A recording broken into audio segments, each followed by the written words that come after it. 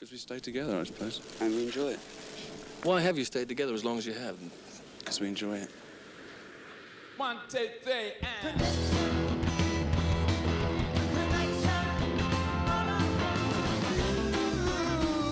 To get back to you. Oh yeah, connection. I just can't make no connection. All I want to do is to get back to you. You know, there's in England kind of an underground top 10 about people that are expected to die soon. Am I on the list? And yeah, you're taking the #1 position in that. Great, How okay, about I'll that? let you know.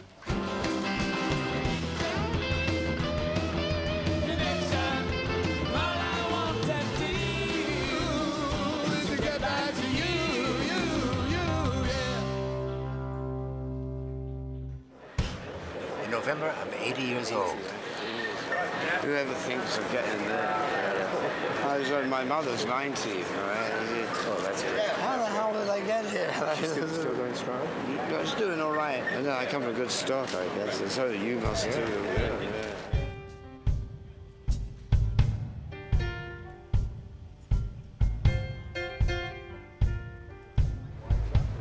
Yeah, it's an indescribable. Actually, you kind of, you know, on a really good night, you kind of feel like you're levitating.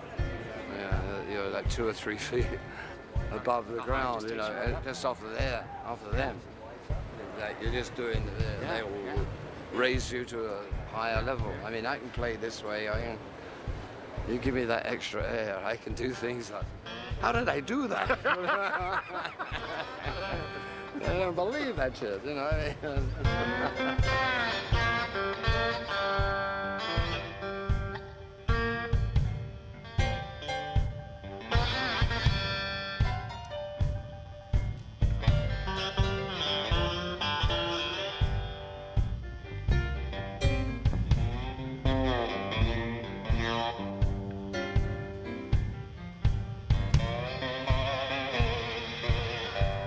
Why do you keep on doing it?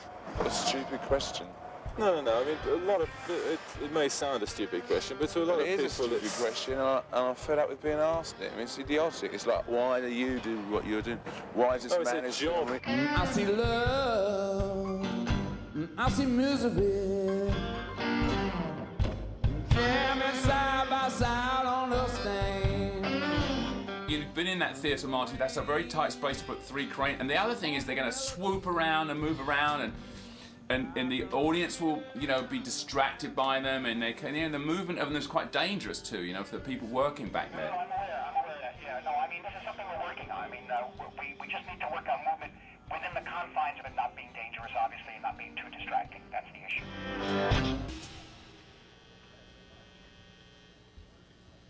You know when you got the gig, was it because of your guitar playing, or was it because they thought you were a right chap? Oh, a little bit of both, because as I said to Eric Clapton when he said, I could have had your job, I said, but Eric, you've got to live with them. You've got to be able to live with these people. The old faithful banana. There's nothing else better for a monkey, baby. Jesus. Yeah. Oh, every night you get this. He gets a banana every night. Okay.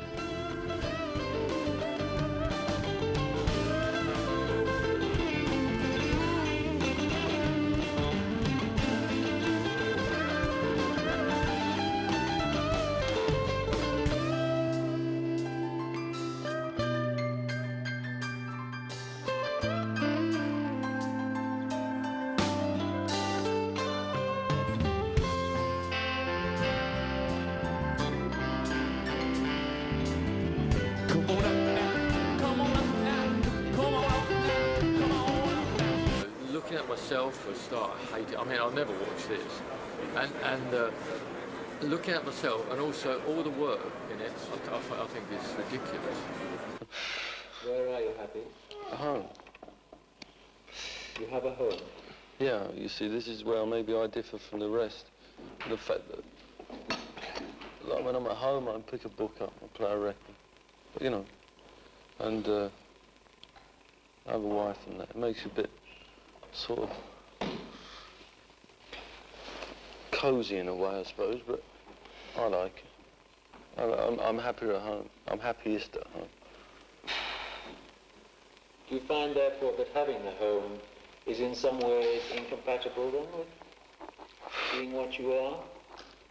I don't think it fits in with what I am. If that's what you mean. It doesn't at all, no.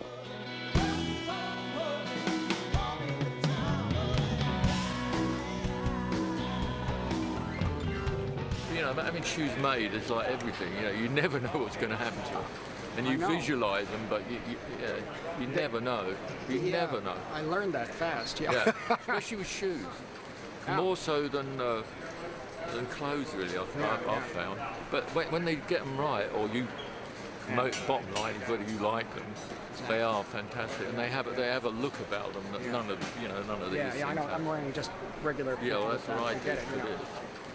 There's a famous French, I think he is, businessman who has like 50 navy blue suits, all the same. He has the same shirts as well. He wears one a day. He goes to the not like he goes to the office and all that. But everything is the same. It's fantastic, really. I mean, I would hate that. I'd hate my wardrobe to be like that. I prefer it to be like the Prince of Wales, you know, with all these various colours and that. That's the great pleasure I get, you know, opening doors and you've got all these things. Is Dave, is that all the amps working hard? All the amps down working? Yes. Who's on the... We need a communicator. Anthony?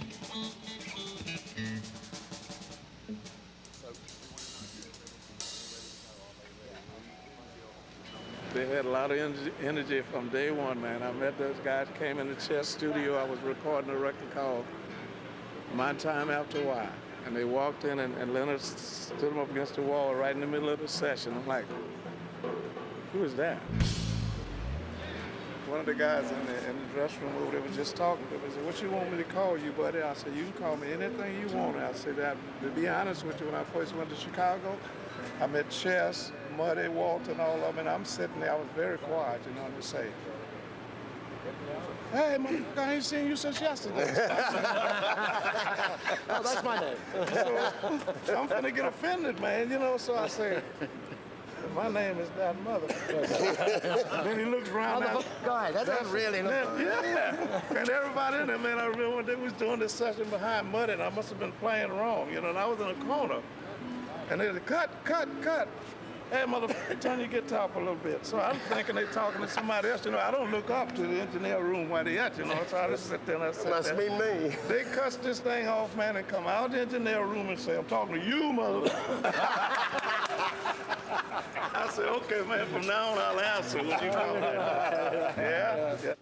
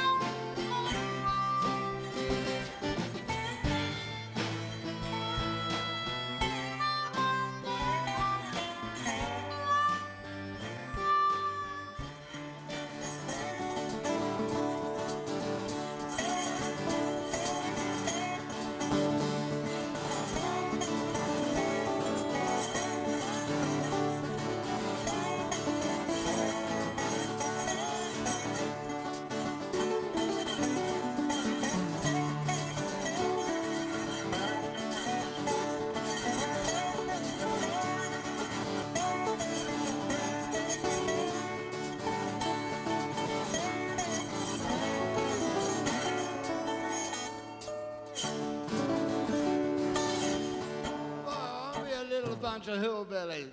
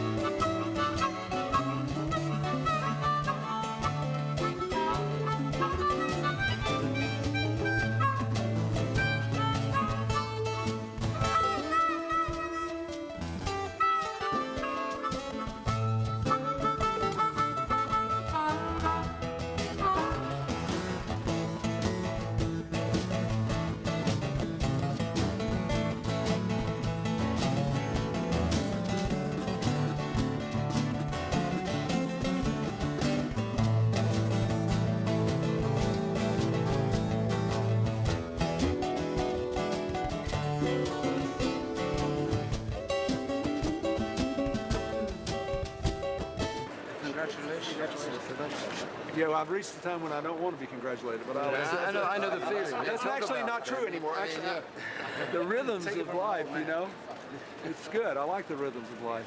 I'm glad I got to see them all. Yeah, well, that's the thing. If you get to now you get to the point of saying, well, I didn't want to miss that. Yeah. When you're young, you think, oh, I'll be dead before then. And some people, of course, are. This is the Secret Service detail. This theater is so beautiful. It's my daughter, Pearl. Thank you.